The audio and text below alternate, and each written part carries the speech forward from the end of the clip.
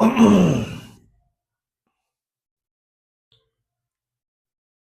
Students, अब हमारा next topic है एवापोरेशन।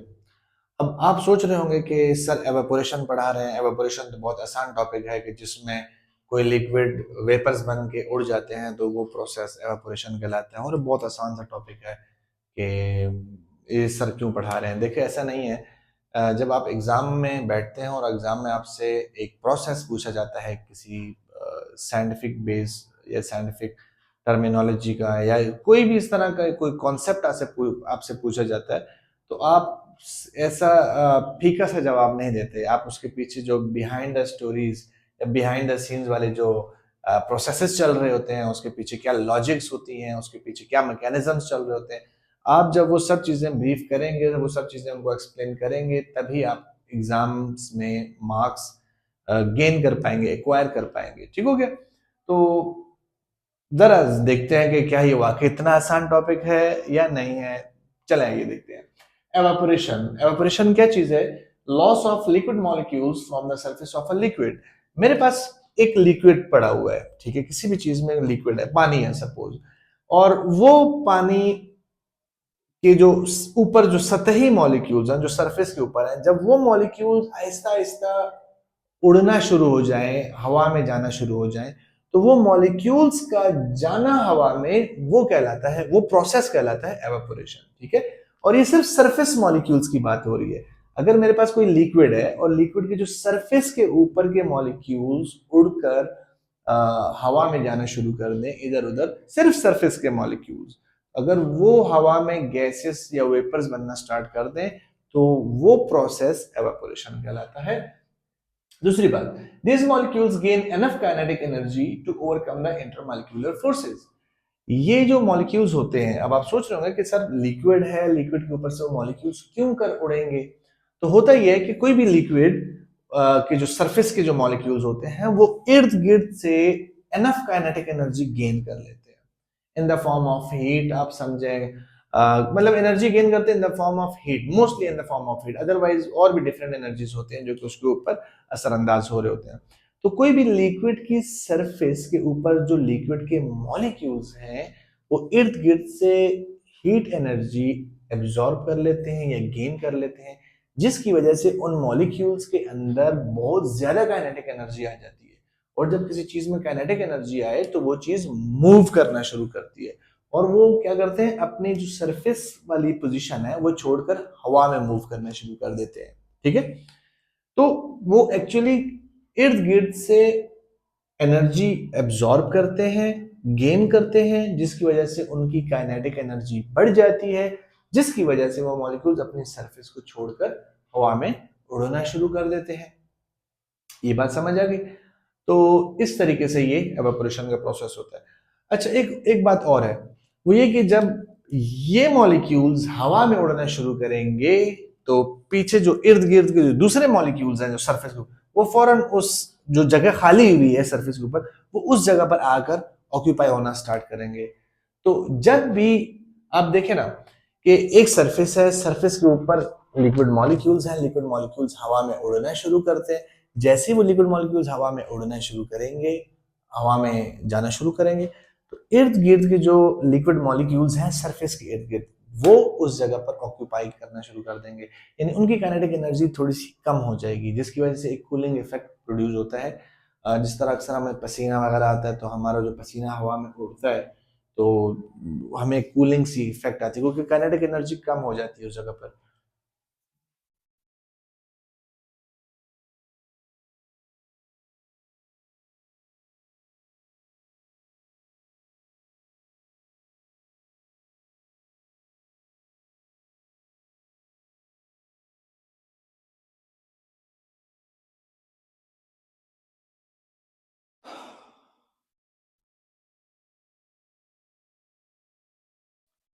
जी, अस्सलाम वालेकुम। हमारा नेक्स्ट टॉपिक है एवापोरेशन, और एवापोरेशन में हम इसकी काफ़ी डिटेल्स पढ़ेंगे, इसके बहुत सारे डायमेंशंस पढ़ेंगे। बज़ाहिर तो ये बहुत आसान टॉपिक लग रहा है कि जस्ट लिक्विड मॉलिक्यूल्स का हवा में उड़ जाना और वेपर्स बन जाना, ये एवापोरेशन कहलाता है। पर ऐसा नहीं है। अब आप बड़ी क्लासेस में जब एग्ज़ाम्स देते हैं और आपसे इस तरह के कोई टर्मिनोलॉजीज़ या कॉन्सेप्ट्स पूछे जाते हैं तो इसके पीछे बहुत सारे प्रोसेसेस होते हैं, मैकेनिज्म्स होते हैं, बहुत सारी इसके पीछे रीजंस होती हैं। आप उन तमाम पहलुओं को, उन तमाम डायमेंशंस को, उन तमाम डोमेन्स को जब तक डिस्कस ना करें आप मार्क्स गेन नहीं कर सकते, आप स्कोर नहीं कर सकते, ठीक है। तो हम इस टॉपिक को इन डेप्थ डिटेल में पढ़ेंगे। सबसे पहले मैं आपको इस टॉपिक को पढ़ाने से पहले मैं आपको सरसरी सा मोटी मोटी बातें आपको समझा देता हूँ कि एवेपोरेशन क्या है। होता यह है कि कोई भी लिक्विड आप ले लें, पानी ले लें, पानी कटोरा ले लें, उसमें आप पानी देखें, ठीक है। तो कोई भी लिक्विड की जो सरफेस है, ठीक है, वो सरफेस के मॉलिक्यूल्स क्या करते हैं कि इर्द गिर्द से एनर्जी हासिल कर लेते हैं इन the form of heat, mostly heat energy absorb करते हैं। तो वो जो लिक्विड के ऊपर जो सरफेस मॉलिक्यूल्स हैं या सरफेस लिक्विड मॉलिक्यूल्स हैं वो इर्द गिर्द से हीट एनर्जी एब्जॉर्ब कर लेते हैं। अब आपको पता है कि जब भी कोई चीज हीट एनर्जी एब्जॉर्ब करती है उसकी काइनेटिक एनर्जी बढ़ जाती है, और जिस चीज की काइनेटिक एनर्जी बढ़ती है वो मूव करना शुरू करती है। हमने पीछे काफी डिटेल में पढ़ा है कि जब भी किसी चीज को हीट मिला या कोई एनर्जी मिली तो उसकी काइनेटिक एनर्जी बढ़ेगी, और जब काइनेटिक एनर्जी बढ़ेगी तो वो मूव करेंगे वो मॉलिक्यूल्स। अब लिक्विड के सरफेस के ऊपर लिक्विड के मॉलिक्यूल्स हैं, इर्द गिर्द से उन्होंने हीट एनर्जी गेन किया, जिसकी वजह से इन सरफेस के मॉलिक्यूल्स के अंदर काइनेटिक एनर्जी ज्यादा हो गई, बढ़ गई।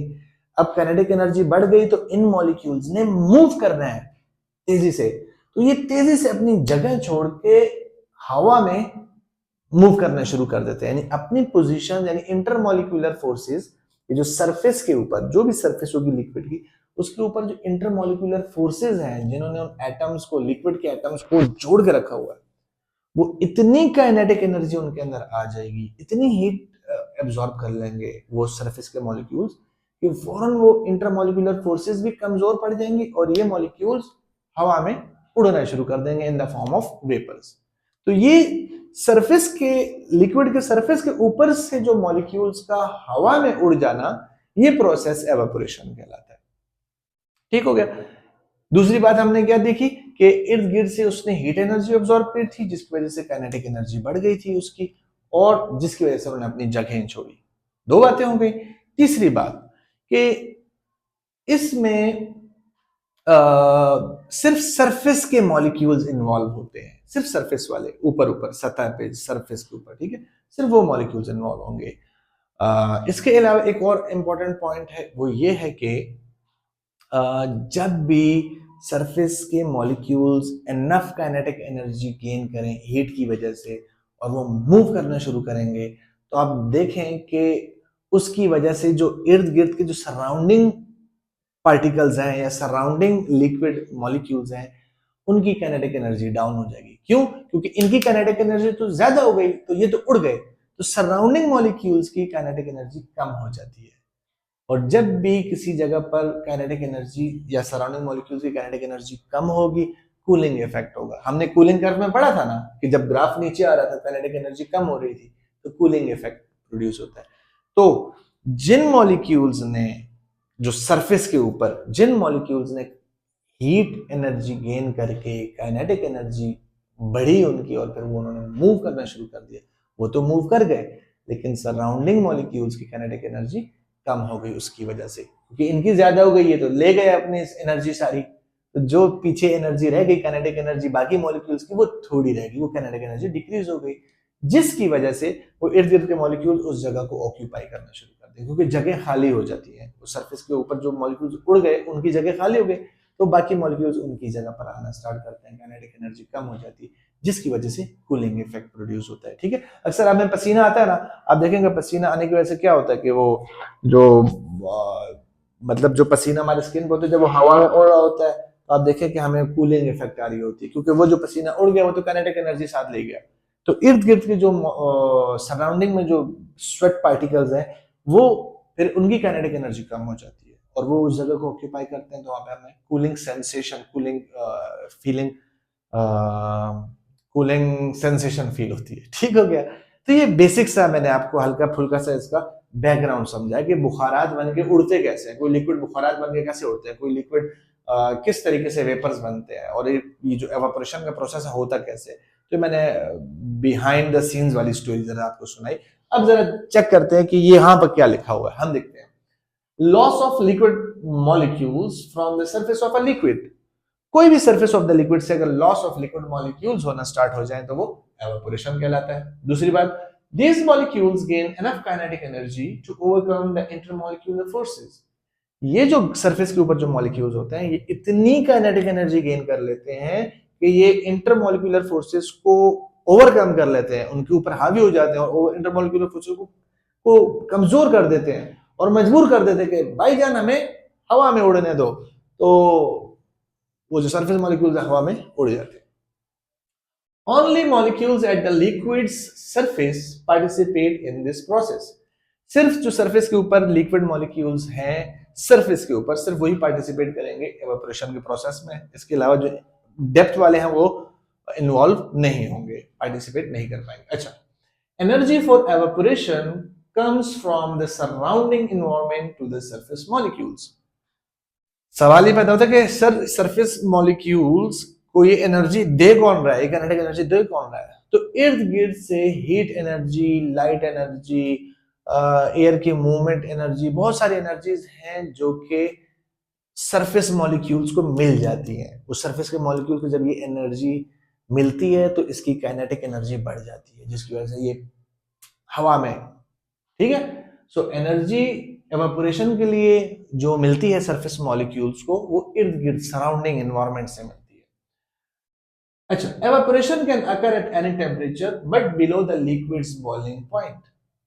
एवापोरेशन जो है किसी भी टेम्परेचर पे हो सकता है, किसी भी टेम्परेचर पे, ठीक है। लेकिन उस लिक्विड की बॉइलिंग पॉइंट से नीचे नीचे, क्योंकि अगर बॉइलिंग पॉइंट ही उसने अचीव कर लिया फिर तो पानी उबलना शुरू हो जाएगा, ठीक है। तो पानी को हमने बॉइल तो करना है नहीं, पानी यूं पड़ा है सरफेस के ऊपर, क्योंकि हमने बात की है ना कि एवापोरेशन में सिर्फ सरफेस मॉलिक्यूल्स इन्वॉल्व होते हैं, पार्टिसिपेट करते हैं। अगर उसने बॉइलिंग पॉइंट अचीव कर ली फिर तो नीचे वाले मॉलिक्यूल्स भी इन्वॉल्व हो जाएंगे। तो एवापोरेशन सिर्फ किसी भी टेम्परेचर पे हो सकता है, किसी भी टेम्परेचर पे, लेकिन लिक्विड की बॉइलिंग पॉइंट से कम हो, ठीक है। Evaporation is a gradual process. हाँ, एवापोरेशन स्लो प्रोसेस है, ग्रेजुअल प्रोसेस। ऐसा नहीं है कि मैंने पानी रखा 2 मिनट बाद आऊंगा हवा में सारे बुखारात बन के, वेपर्स बन के उड़े हुए हैं, ये खाता नहीं होगा। स्लो प्रोसेस है, धीमे धीमे एवापोरेशन होती है, ठीक है। Okay, at high energy molecule. अच्छा, जरा अभी ये मेरे ख्याल में लास्ट वाला पॉइंट है, ये मैकेनिज्म लिखा हुआ है, जरा चेक करते हैं। As high energy molecules leave the liquid, कि जब वो सरफेस मॉलिक्यूल जब एनर्जी ज्यादा गेन कर लेते हैं तो वो हाई एनर्जी मॉलिक्यूल्स हो गए। जैसे ही हाई एनर्जी मॉलिक्यूल्स लीव करेंगे, सरफेस से लीव करेंगे, the average kinetic energy of remaining molecules decreases.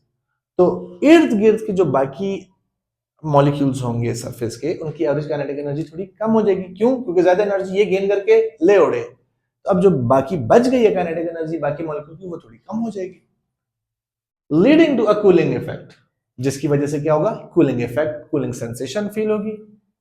For example, sweat evaporating from skin provides a cooling effect, कि पसीना अगर स्किन से उड़ता है, आपको पता है कि वो कूलिंग इफेक्ट देता है। So this is all about the mechanism and strategy behind the process of evaporation, ठीक है। आई होप आपको समझ आ गया होगा, मैं पढ़ पढ़ के भी साथ साथ बताता गया। अगर कोई चीज, कोई वर्ड, कोई राइटिंग, कोई भी चीज समझ नहीं है तो आप पूछ सकते हैं। अब हम ये देखते हैं कि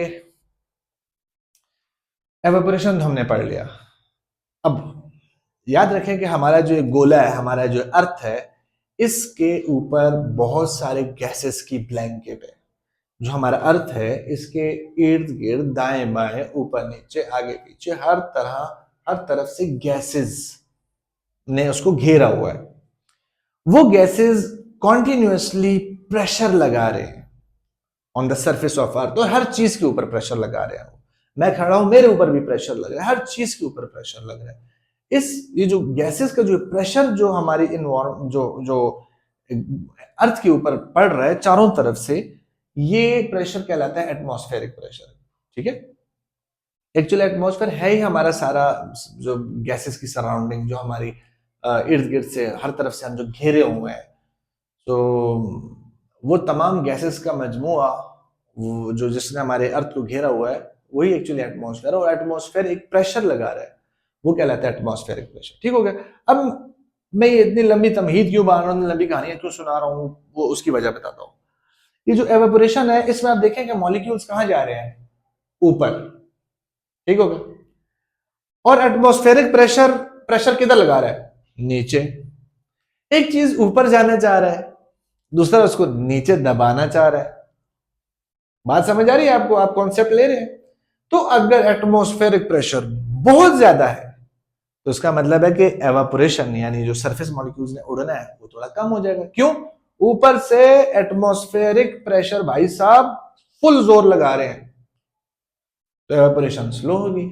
और अगर एटमॉस्फेरिक प्रेशर कम है, मतलब ऊपर से एटमॉस्फेरिक प्रेशर कम आ रहा है, तो एवापोरेशन धड़ोधड़ होती रहेगी, सरफेस मॉलिक्यूल उड़ते जाएंगे उड़ते जाएंगे। क्यों? क्योंकि ऊपर से कोई दबाव ही नहीं आ रहा, कोई पूछने वाला है ही नहीं, उड़ो ले जो करना करो। समझ आ रही बात की, कॉन्सेप्ट समझे।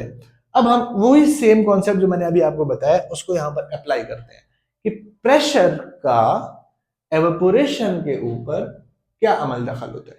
आइए देखते हैं effect of pressure on evaporation. अब देखें, एट लोअर एटमॉस्फेरिक प्रेशर, अगर एटमॉस्फेरिक प्रेशर थोड़ा है, यानी ऊपर से जो गैसेस का जो प्रेशर आ रहा है अगर वो थोड़ा है, अब वो थोड़ा है तो जारी बात है चीजें तो उड़ेगी। देखते हैं at lower atmospheric pressure the rate of evaporation increases.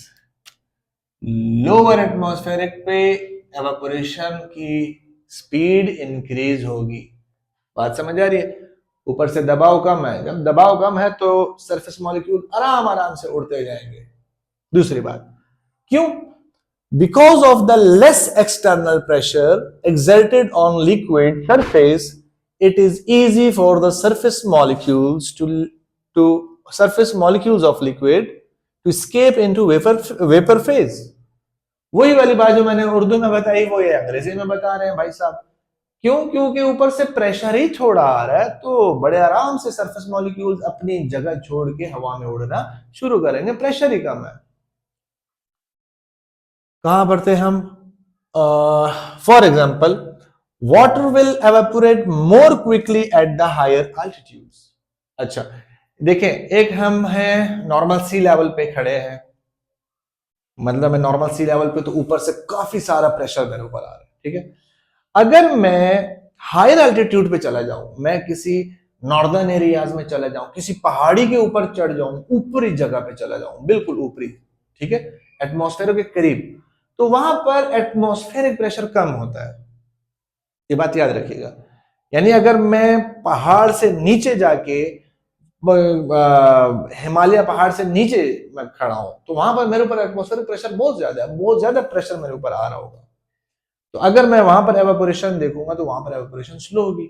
लेकिन मैं हिमालय पहाड़ के ऊपर चढ़ जाता हूं या केटू के ऊपर चढ़ जाता हूं, वहां पर मैं एवापोरेशन करता हूं तो वहां पर एवापोरेशन फास्ट होगी। क्यों? क्योंकि आप जितना ऊपर जाते हैं एटमॉस्फेरिक प्रेशर उतना कम होता जाता है।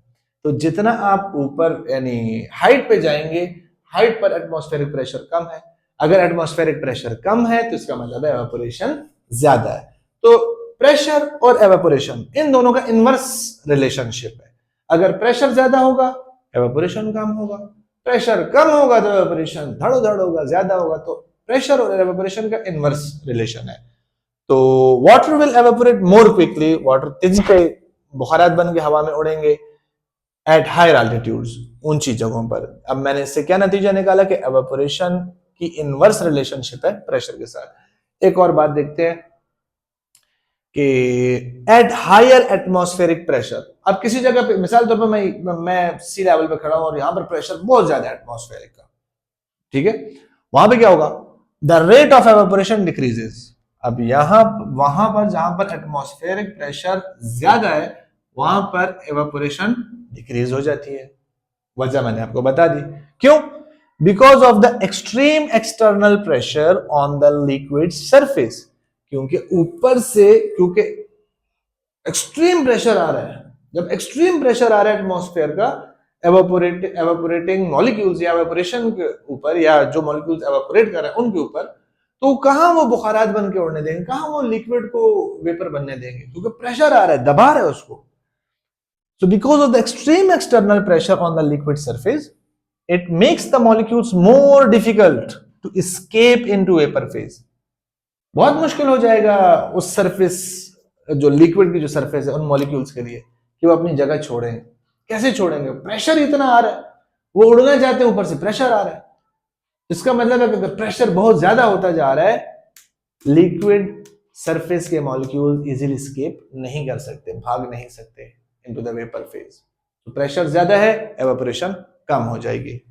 For example, in pressure cooker, higher pressure suppresses evaporation until high temperature is reached। आप प्रेशर कुकर में देखते हैं, प्रेशर कुकर में क्या होता है, जो प्रेशर कुकर में हम जो भी पानी शानी जो भी वो सूप शूप जो भी हमने बनाना होता है, आप देखें कि वहां पर हम उसको टेम्परेचर भी देते हैं, और टेम्परेचर की वजह से एवापोरेशन तेज हो जाना चाहिए, और भी तेज हो जाना चाहिए, ठीक है, उतना मतलब वो सारे लिक्विड मॉलिक्यूल। लेकिन होता क्या है, प्रेशर कुकर का नाम ही ऐसा है कि उसमें इतनी प्रेशर क्रिएट कर दी जाती है कि वो एवापोरेशन नहीं हो पाती। बात समझ रहे? तो प्रेशर कुकर की प्रेशर इतनी ज्यादा होती है कि वो एवापोरेशन हो नहीं पाती, क्योंकि प्रेशर ज्यादा है। जब प्रेशर ज्यादा तो एवापोरेशन ना होने के बराबर है। अब जब एवापोरेशन, अच्छा, और ये कब तक ये अमल चलता रहता है? तब तक जब तक आप हायर टेम्परेचर ना दे दें।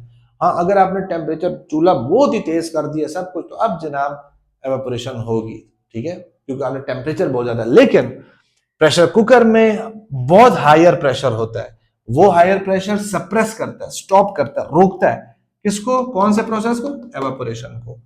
जब तक आप कोई हायर टेम्परेचर तक वो पहुंच ना जाए, चूल्हा जो भी ओवन वगैरह या स्टव जिस पे आप कर रहे हैं।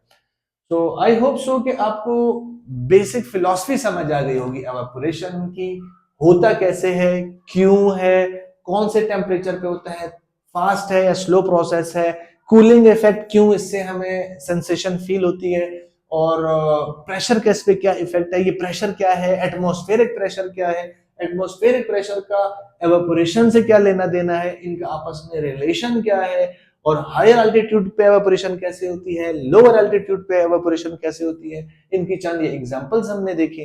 तो आई होप सो कि आपको एवापोरेशन का टॉपिक अब बहुत अच्छे तरीके से समझ आ गया होगा। तो जब आपको इस तरह समझ जाए और इन बातों को एज इट इज आप अपने पेपर में, अपने मार्कशीट पर उतार पाएंगे, मार्कशीट कह रहा हूँ, आंसर शीट पर उतार पाएंगे, तो तब आपको मार्क्स भी मिलेंगे, तब आप मार्क्स स्कोर भी करेंगे, ठीक है। सो कोई चीज समझ नहीं आया इस तमाम टॉपिक में, तो just feel free to ask. I am here to provide you the comfort and ease in every topic of chemistry. Thank you so much. अल्लाह हाफिज।